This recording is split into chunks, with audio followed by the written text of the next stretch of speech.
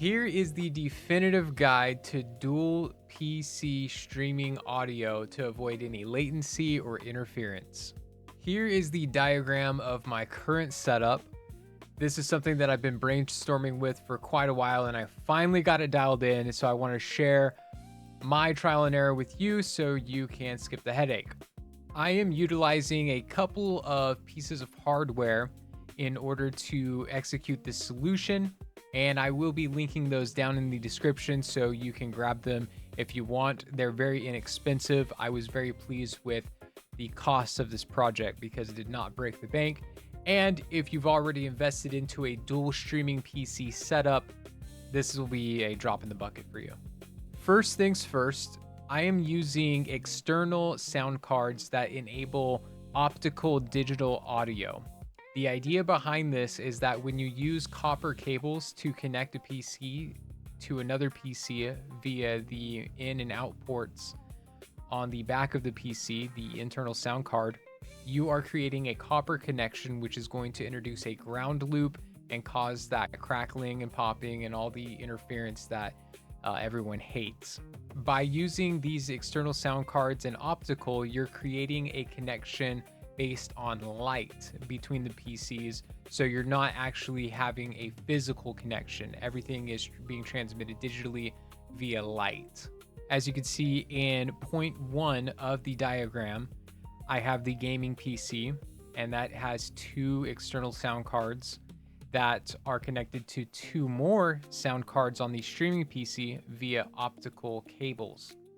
This is the external sound card I'm using. As you can see, it's only $17.99, which is very cheap for what you're getting here, I feel.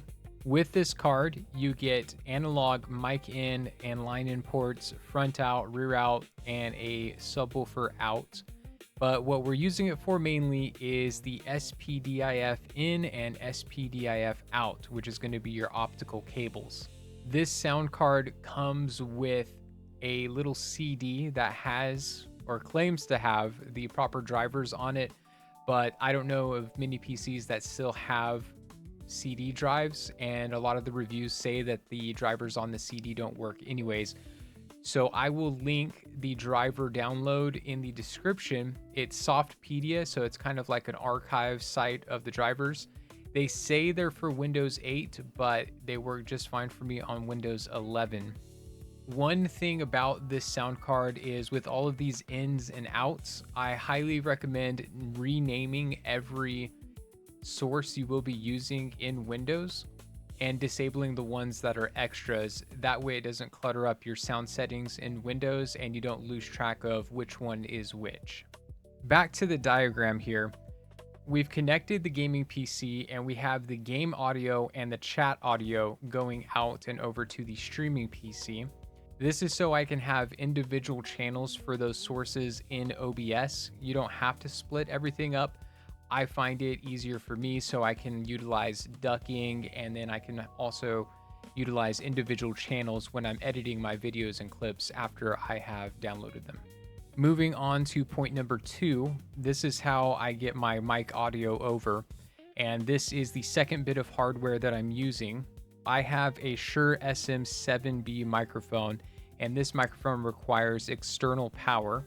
In order to get that audio from the microphone over to the PCs and then also get it into my ear so I can monitor my voice in real time, I am using the Rolls Mini Mix 2. This mini mixer is about $80, completely optional. It just is a really good solution for what I do. It allows me to adjust each individual sound source in my headphones without having to go into the PC settings or the game settings and adjust volume there. So it just gives me an option to do it on the fly, which is very convenient. With this mini mixer, you have XLR input on the back for the microphone along with phantom power. And then you have 1 stereo cable input and 3 RCA cable inputs, and then 1 RCA cable output, as well as an additional stereo cable output on the front of the device. So you can have 2 pairs of headphones hooked into this and 4 inputs. For my microphone, I run an XLR cable from the microphone under the desk, and then that plugs into an XLR splitter, which runs to each of the Rolls mini mixers. The mini mix that controls the audio for the PCs outputs to an analog to digital converter. So it's converting the analog cable into a digital cable. Once again, separating out a physical connection and making sure that there's no physical connection between the PCs at all. That converter runs to an optical splitter, which is going to split the signal, but then also boost it so each output has a uniform source. We're not using a passive splitter because sometimes that can cause dropouts and other issues that we don't want to deal with. That splitter runs to 2 digital to analog converters, and those convert the signal back into a stereo cable so I can plug into each of the line-in ports on the respective PCs. So that way my team members can hear me on the gaming PC and OBS can hear me on the streaming PC. Finally, we get to the headphone monitoring. I have an analog cable running out of the front out port on each of those sound cards connected to the gaming PC. And that plugs into a stereo to RCA converter, which plugs into the back of that Rolls Mini Mix 2 for channels 1 and 2, so I can adjust those volume levels individually. I have an optical out cable from one of those sound cards that's connected to the streaming PC, and that runs into a digital to analog converter, which then runs into channel 3 of that Rolls Mini Mix 2. Now I can hear my streaming audio on my headphone monitor.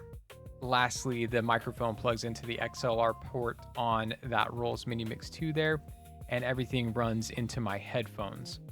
I do have 2 pairs of headphones. I have a pair of Sennheiser open back headphones, which delivers great audio fidelity, and then also relieves a bit of the pressure on my ears because the sound isn't just cupped in there.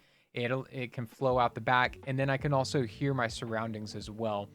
So it's not great for noise canceling, but I live alone, so I don't need noise canceling. I would rather be able to hear my surroundings somewhat. If I'm looking at shorts or reels and stuff while I'm playing, I don't have to take off my headphones. I could just hear everything just fine.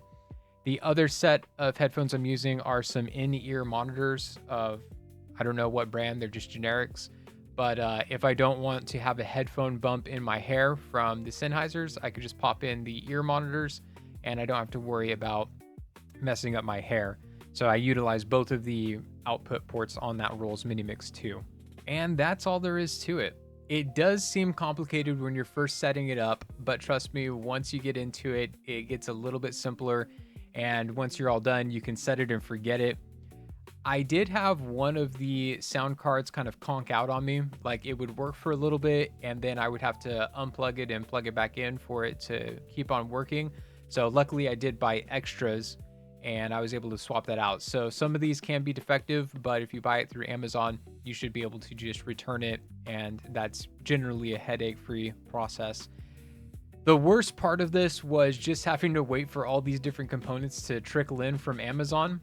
Once I had everything sketched out, I just wanted to put it together, but you know, you have to have patience sometimes. Another option I was using for this was VBAN. If you're familiar with Voicemeeter, they have a feature where you can send audio signals over your internet connection. Both my PCs are wired in, and I was doing that for a little bit, but it was just introducing too much latency. I had to use render delays on OBS, and so I wanted something that was just instantaneous, and this was the solution I found.